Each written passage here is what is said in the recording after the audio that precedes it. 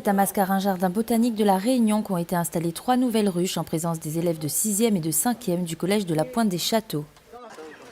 J'ai trop envie de le voir. Il va ouvrir donc cette partie-là et on sera dans ce qu'on appelle la hausse, donc la réserve de miel.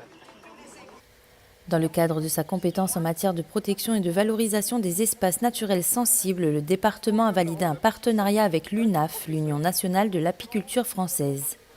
Un programme d'envergure intitulé Abeilles sentinelles de l'environnement pour la sauvegarde de l'abeille et de la biodiversité sur tout le territoire français à travers l'installation de ruchers pédagogiques.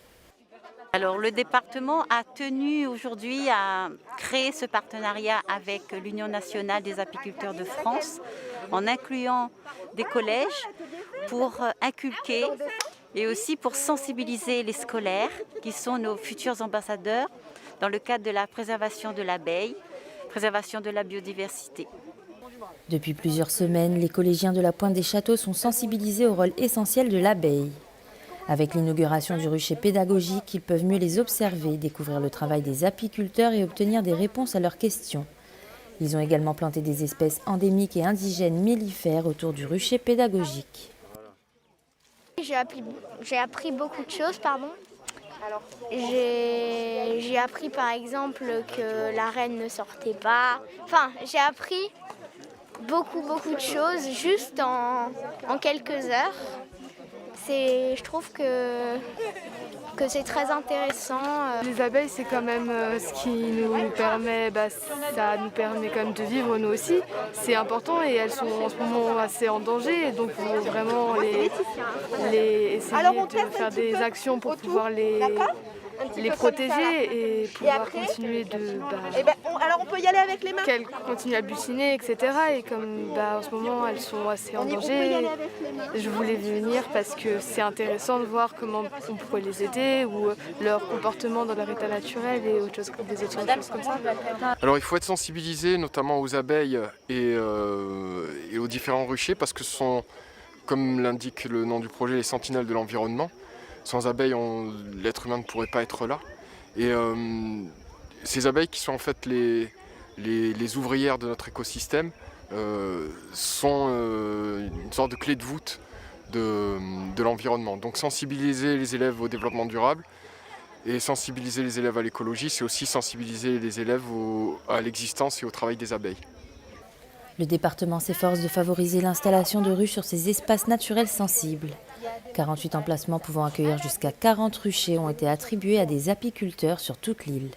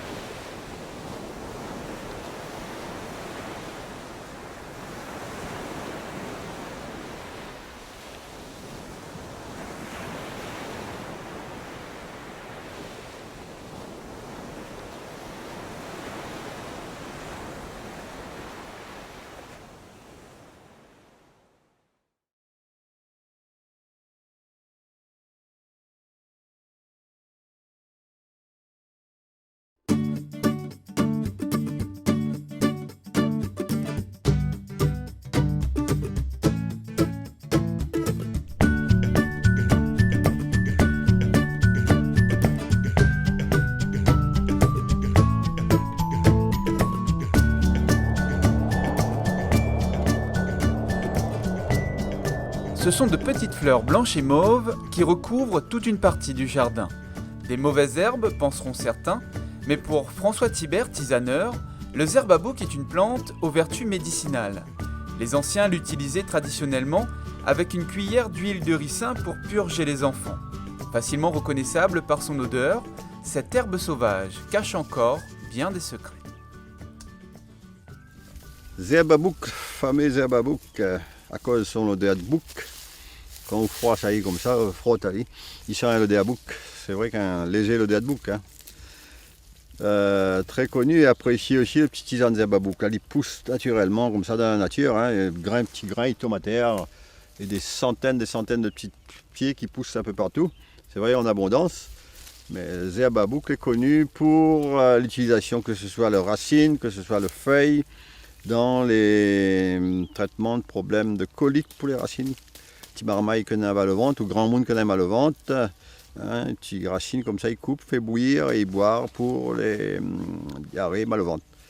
Et zerbabouk, les petits poignées de feuilles, une petite branche comme ça, il fait bouillir aussi. Ou bien il fait légèrement en infusion pour les tisanes. On a des préparations pour les brûlures d'estomac. Zerbabouk, brûlure d'estomac. Petit peu de tisane comme ça, pour 1 litre de l'eau, en infusion, un quart d'heure, 20 minutes. Boire dans la journée pour les problèmes de monde qui a brûlure d'estomac. Utilise aussi pour les problèmes de peau en bain, zerbabouk utilisé pour les problèmes de peau. Donc c'est une petite plante qu'on a de l'avenir. Dans certains pays, on a fait des crèmes pour la peau avec ça, que les vendus très cher.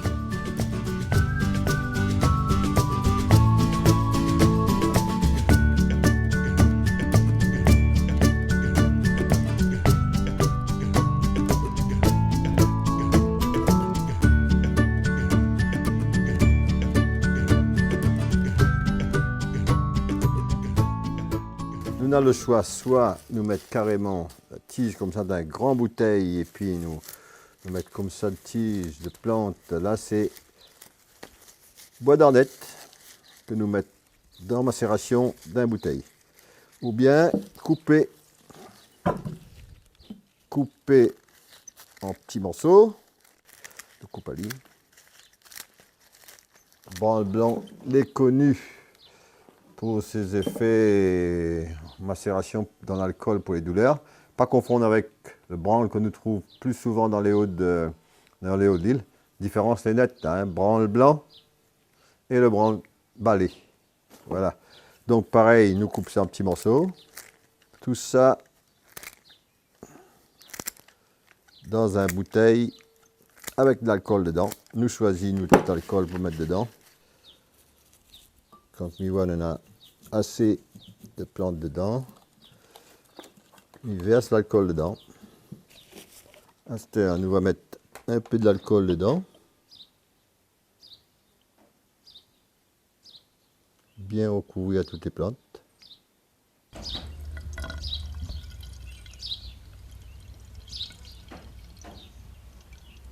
Après, boucher, laisse aller côté d'un coin où c'est qui fait chaud. Ça au soleil, et puis nous retourne à lit tous les jours un petit peu pendant 15 jours. Et dans 15 jours, il est bon pour frotter, pour douleur.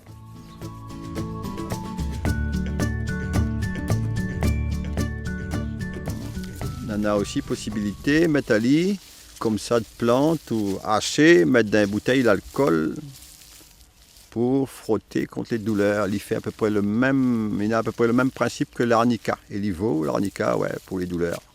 Douleurs rhumatistes, douleurs à l'arthrose, pour frotter avec, frotte de monde avec. Voilà un peu pour zerbabouk.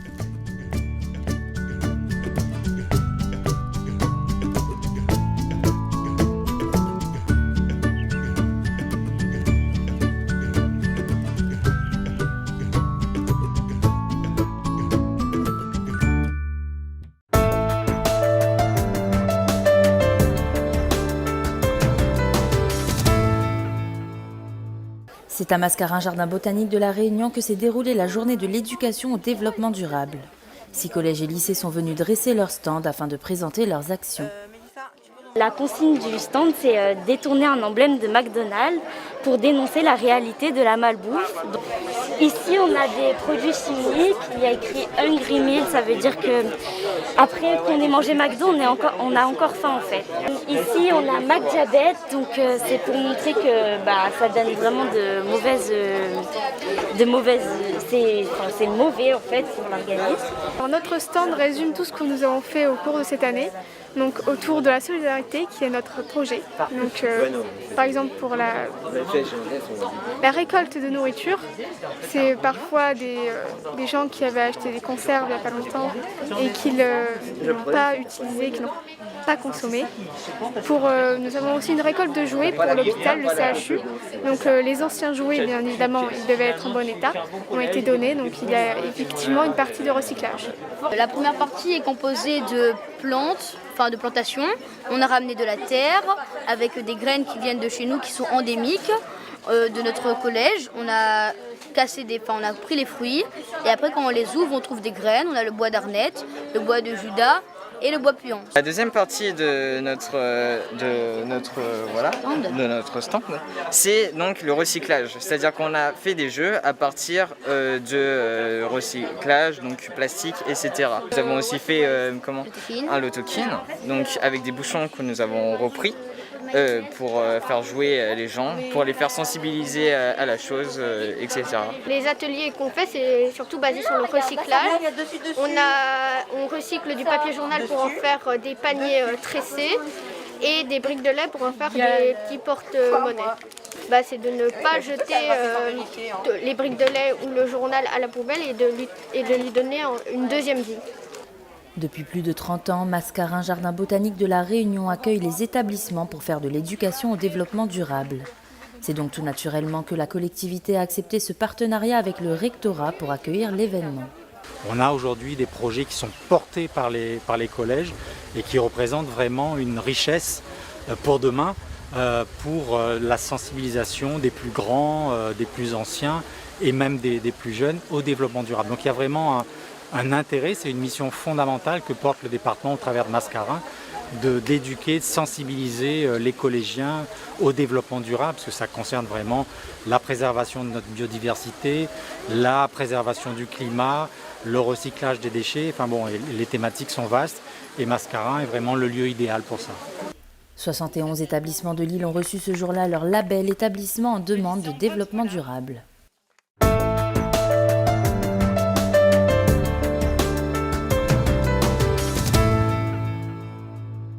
Well, I feel just like a child. Yeah, I feel just like a child. Well, I feel just like a child. Well, I feel just like a child. From my womb to my tomb, I guess I'll always be a child.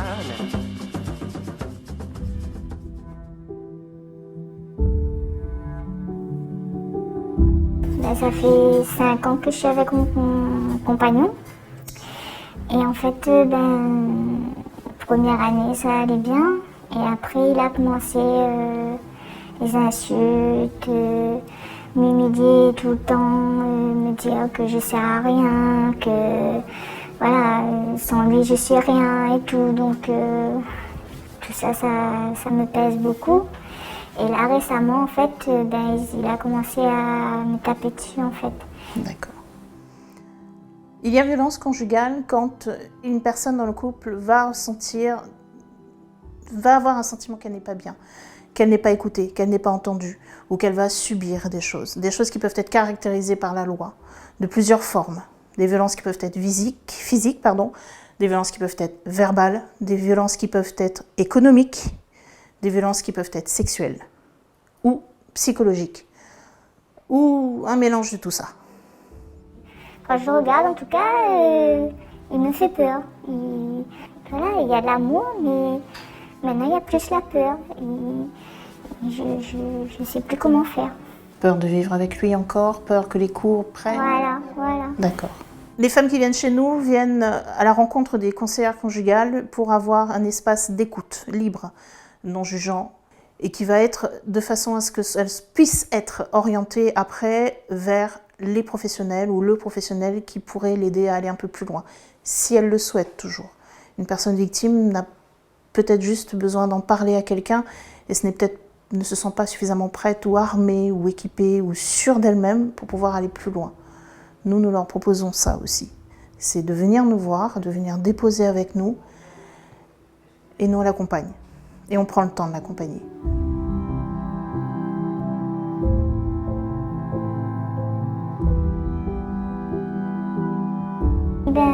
Déjà ma famille, je ne peux pas en parler. Personne n'est au courant dans votre famille proche de ce qui se passe? Non. Et du coup... Pourquoi vous leur dites pas? Parce que... Peut-être que c'est ma faute aussi, je sais pas. Donc voilà, donc pour moi, j'arrive pas à dire parce que pour moi, c'est un peu de ma faute aussi en fait. Pourquoi dites-vous que c'est votre faute? Parce que c'est moi qui me suis mis avec lui. Donc fallait peut-être mieux réfléchir avant de me mettre avec. Il y a plein de choses qui peuvent faire qu'une victime va se taire. La peur, la honte, la culpabilité, ça peut être une dame qui va nous dire que « mais je ne peux pas dire ça à ma famille m'avait prévenu au départ de ne pas me mettre avec ce monsieur, mais je l'ai fait quand même parce que je l'aimais, parce qu'il m'aimait, enfin je pensais qu'il m'aimait ». D'autres vont vous dire « mais c'est le père de mon enfant ou de mes enfants ». D'autres ne vont pas partir, ne vont pas parler tout simplement parce que financièrement elles ont peur de ne pas pouvoir être assurées derrière aussi. Beaucoup ne vont pas parler parce qu'elles ont l'impression qu'elles ne vont pas être crues, tout simplement, qu'elles ne seront pas écoutées. Qu'on va leur dire « mais non, c'est pas vrai, tu t'inventes des trucs » ou « tu l'as peut-être un peu cherché ». Si elles viennent chez nous, c'est justement parce qu'elles savent qu'ici, jamais on va leur dire ça.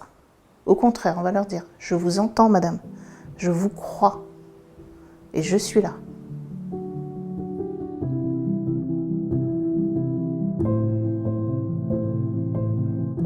Parce que lui, après, il revient, lui, je t'aime.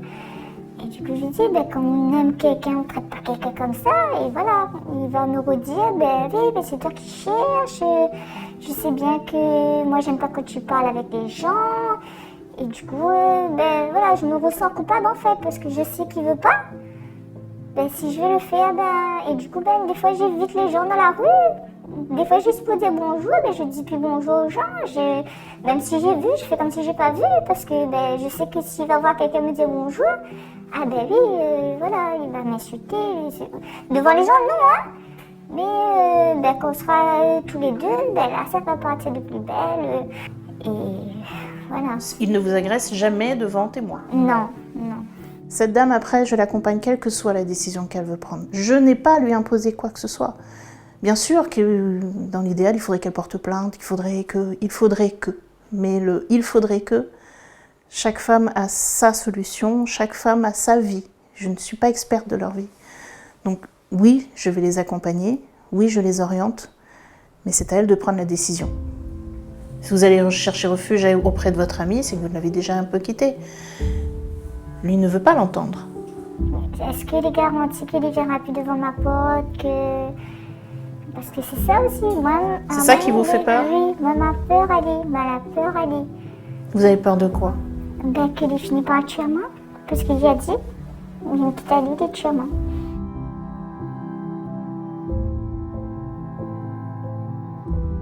Le conseil conjugal, nous n'apportons pas de solution. On les a, bien sûr, on les connaît, mais la meilleure solution, c'est celle que la femme choisira elle. C'est celle qu'elle voudra mettre en place et est prête à mettre en place. Et nous sommes là pour les accompagner là-dedans.